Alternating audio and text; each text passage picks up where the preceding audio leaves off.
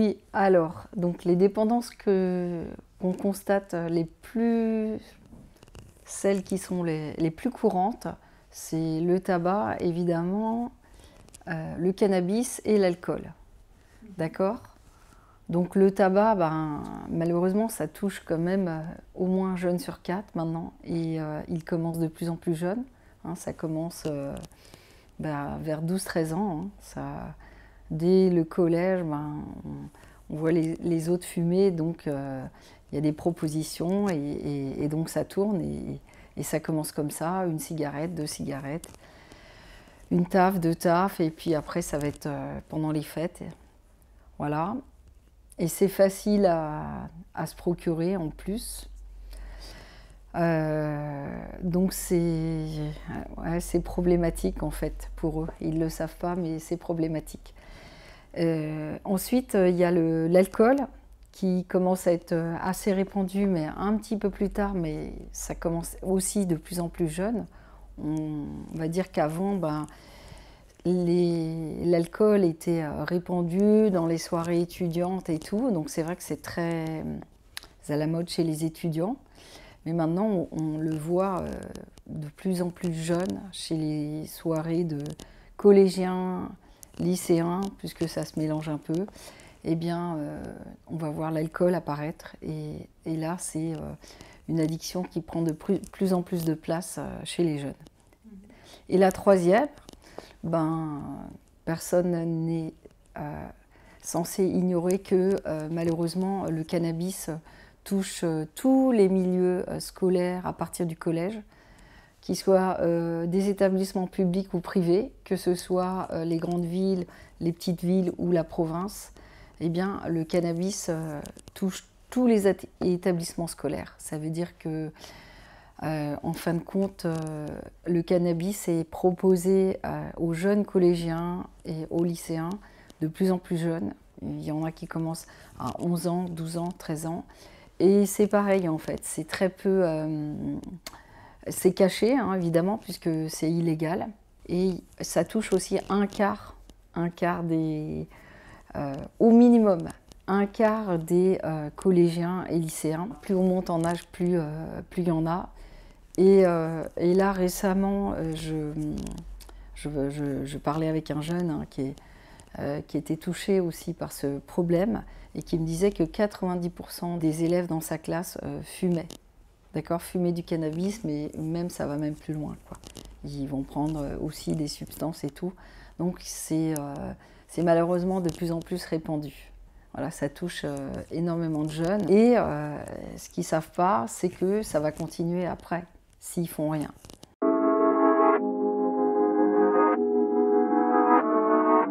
Évidemment, on en a parlé hein, déjà.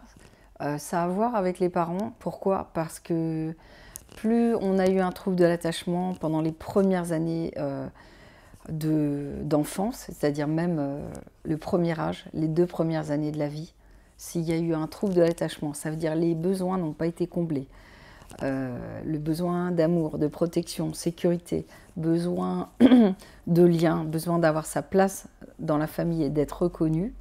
Si les besoins n'ont pas été comblés, l'enfant va développer un trouble de l'attachement. Et ça dépend du niveau qu'il va développer. C'est en fonction de ce qui s'est passé dans son jeune âge et puis même après. Hein.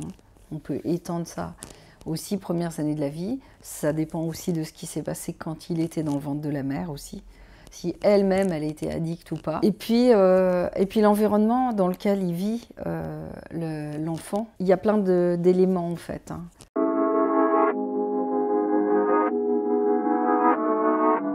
Eh bien, en vérité, elle est différente dans le sens où elle n'a pas pris encore...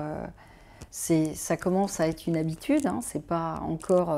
c'est occasionnel et c'est pas aussi important que quand on est adulte, puisque plus on prend de l'âge, entre guillemets, et plus l'addiction va devenir importante. Et tout dépend de laquelle, mais en général, par exemple, pour le tabac, ça va commencer avec quelques tafs, puis 1 cigarette, 2 cigarettes. Et puis, quand ils vont grandir, ça va être plus important. Pareil pour l'alcool, pareil pour le cannabis, pareil pour toute autre substance. Plus on prend de l'âge et plus l'addiction devient importante. parce qu'il y a le seuil de tolérance qui devient de plus important. Mais c'est surtout que la plupart du temps, on n'en est pas au même stade en fait. Bon, les adolescents, hein, à partir de 11-12 ans, ce sont déjà des ados. Les adolescents, eh bien, ils sont plus dans une phase de déni, c'est-à-dire déni, défense, et puis ils vont aussi se cacher en fait par rapport à l'addiction, parce qu'ils savent que finalement c'est pas franchement autorisé, ni par les parents, ni par les structures scolaires. Donc, ils vont être plutôt dans le fait de se cacher, alors que les adultes qui sont déjà un peu plus conscients et qui savent qu'ils le font délibérément, bah, peut-être qu'on va passer à un autre stade de la dépendance. On va peut-être passer au deuxième stade, où là, il y a une prise de conscience. Et au troisième stade, où on a envie de passer à l'action pour peut-être s'en libérer. Donc, on n'est pas tout à fait dans le même cadre de figure, dans le même cas de figure que pour les adultes.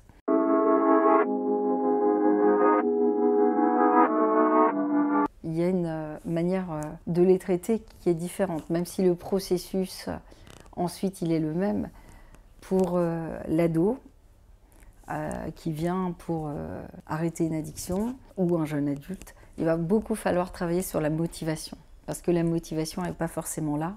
Les dégâts ne sont pas encore fait sentir, alors qu'un adulte, il a déjà plus conscience des dégâts et puis des effets néfastes que ça a sur sa santé, ses réactions, sa façon d'être, son environnement. Il a beaucoup plus de choses à perdre que l'ado. Pour l'instant, il n'a rien à perdre. C'est pas très, ça n'a pas trop de conséquences, ça va, il pense qu'il peut continuer à s'amuser, etc.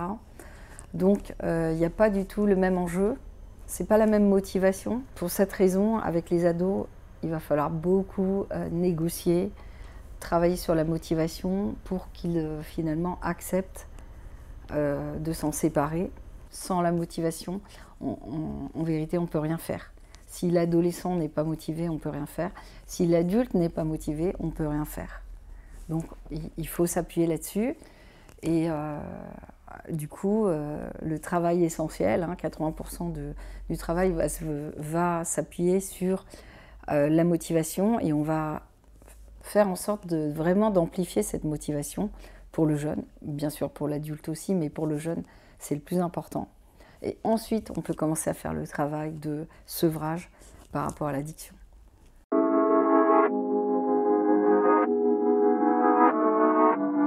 Bien, justement, c'est toute la question. En vérité, les adolescents, ils viennent jamais par eux-mêmes. Bon, les enfants, c'est normal. Bon. Après, pour les enfants, c'est d'autres types d'addictions. Mais les adolescents, c'est sûr, à 200%, ils viennent jamais par eux-mêmes. Ils sont poussés par leurs parents, et c'est pour faire plaisir à leurs parents qu'ils viennent. Mais par eux-mêmes, ils viendront jamais, puisqu'ils sont dans le déni. Pour eux, c'est pas une addiction, ils sont juste là en train de se faire plaisir, et ils se disent qu'à tout moment ils peuvent arrêter, ce qui est faux, parce qu'ils sont en train de rentrer dans le cycle de l'addiction. Donc voilà, on n'a jamais vu d'adolescents venir par eux-mêmes. En général, ils sont accompagnés. La plupart refusent, et de temps en temps, il y en a quelques-uns qui acceptent, mais ils doivent vraiment avoir un bon suivi après, même tout le travail de libération par rapport à la dépendance. Même après, il faut encore être vigilant et garder un suivi régulier après tout le travail de sevrage.